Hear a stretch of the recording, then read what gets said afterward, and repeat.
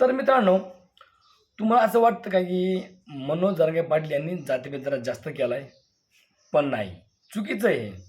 मित्रांनो, बघा जातीभेद कधी केला होता आणि कुणी केला होता आणि किती ओव्हर केला होता, हे ऐकू आपण एका कवितेमधून. मित्रांनो आता ऐका, बाबासाहेबांच्या तालावर, संविधानाच्या बोलावर, अरे बाबासाहेबांच्या तालावर, संविधानाच्या बोलावर, लेखणी चालती, पब्लिक बोलती, या भारताच्या दरबारात. अरे बाबासाहेबांच्या तालावर, संविधानाच्या बोलावर, लेखणी चालती, पब्लिक बोलती, या भारताच्या दरबारात. मित्रांनो, बघा जातीभेद कसा केला होता. आता ऐका जातीभेद. बघा जातीभेद कसा केला होता. महार मांग ओबीसीवाला गावाच्या बाहेर ठेवला होता. बघा जातीभेद कसा केला होता. महार मांग ओबीसीवाला गावाच्या बाहेर ठेवला होता आणि कामापुरताच वापर त्याचा केला होता. का? कारण संविधानाचा नियम त्याला माहीत नव्हता.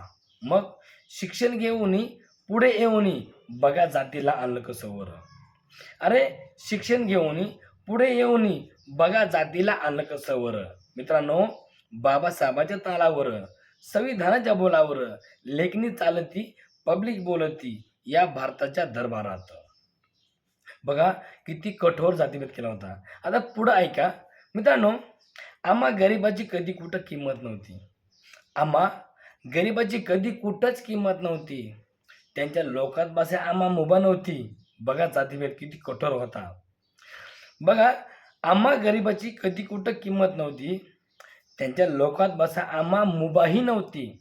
अरे हे तर सोडा, त्यांना बोलाय आम्हाला आबोला होती. बघा, आम्हा गरिबाची कधी कुठं किंमत नव्हती. त्यांच्या लोकात बसा आम्हा मुभा नव्हती. त्यांना बोलाय आम्हाला आबोला होती. म्हणजे बघा, आम्ही त्यांना बोलूही शकत नव्हतो. एवढा कठोर कठोर जातीभेद केला होता. त्यामुळे ह्या वाक्यामध्ये असं लिहिलंय की आम्हा गरिबाची कधी कुठं किंमत नव्हती. त्यांच्या लोकात बसा आम्हा मुभा नव्हती. अरे त्यांना बोलाय आम्हाला आबोला होती. आता संविधानामुळेच आमची किंमत वाढते. का? शिक्षण घेऊन पुढे येऊन बघा जातीला आणलं कसं वर. अरे शिक्षण घेऊन पुढे येऊन बघा जातीला आणलं कसं वर. अरे मित्रांनो, बाबासाहेबांच्या तालावर, संविधानाच्या बोलावर, अरे बाबासाहेबांच्या तालावर, संविधानाच्या बोलावर, लेखणी चालती, पब्लिक बोलती, या भारताच्या दरबारात. लेखणी चालती, पब्लिक बोलती, या भारताच्या दरबारात.